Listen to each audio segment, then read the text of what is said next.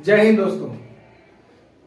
आज की वीडियो में मैं आपको बताने जा रहा हूं कि शासन कितने प्रकार के होते हैं, सरकार कितनी प्रकार की होती है, लोकतंत्र क्या होता है, राजतंत्र क्या होता है, तानाशाही क्या होती है।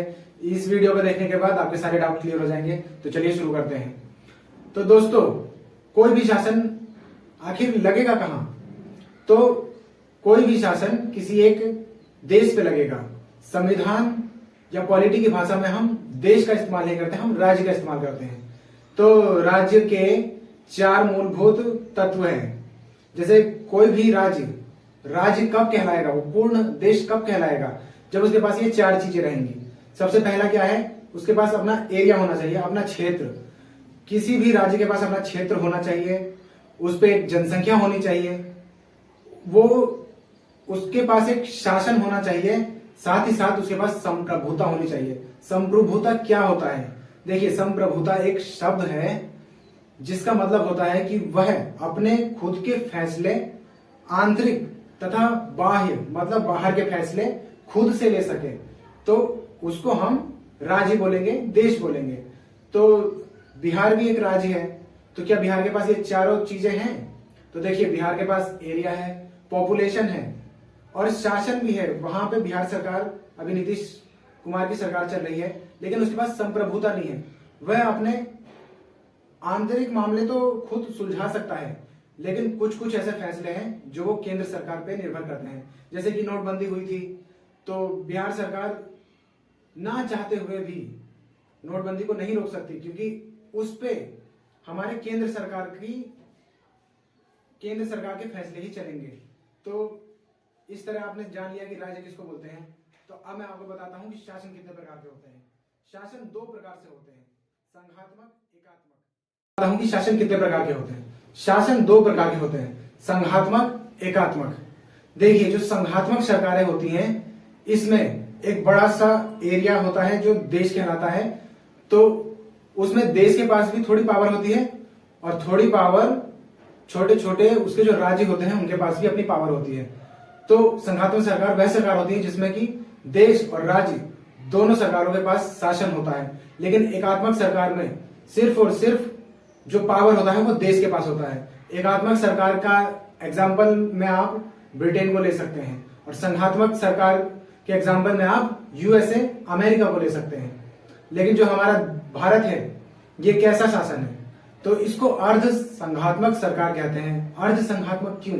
क्योंकि इसमें दोनों शासन के कुछ कुछ तत्व लिए गए हैं। जैसे इसमें ज्यादा जोर दिया गया है कि हमारा देश नहीं टूटना चाहिए। तो बताता हूं कि सरकार कितने प्रकार की होती है। देखिए, आपको शासन पता चल गया कि एकात्मक शासन होता है, संघात्मक शासन होता है। अब मैं आपको बताता हूं कि सरकार कितने प्रकार की होती है। सरकार 5 प्रकार की होती है। किसी भी देश को चलाने के लिए सरकार की जरूरत होती है। उसी को हम राजतंत्र बोलते हैं, लोकतंत्र बोलते हैं, गणराज्य बोलते हैं, तानाशाह बोलते हैं, कम्युनिस्ट बोलते हैं, साम्यवादी। तो एक एक करके डिटेल से जानते हैं कि आखिर शासन। देखिए, राजतंत्र एक ऐसी शासन व्यवस्था थी जिसमें कि एक विशेष व्यक्ति हमारे ऊपर शासन करता था। वो वंशानुगत भी हो सकता था या फिर लोगों द्वारा उसे चुना भी जा सकता था। लेकिन उस शासन में वो जो राजा होता था वो निरंकुश था, उस पर कोई भी अंकुश नहीं लगा सकते। वह जो फैसला लेगा प्रजा को मानना पड़ेगा। अब चाहे प्रजा माने ना माने, लेकिन जो उसने बोल दिया वो पत्थर की लकीर मानी जाती थी उसके फैसलों को। तो देखिए, इसमें कुछ फायदे भी होते थे, कुछ घाटे भी होते थे।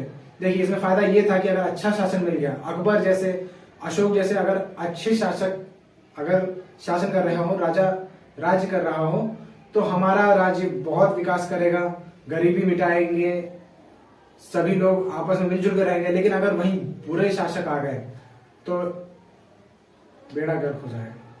अगर कोई बुरा शासक आ गया तो वो अच्छे से शासन नहीं कर पाएगा, वो जनता पर अत्याचार करेगा, टैक्स बढ़ा देगा।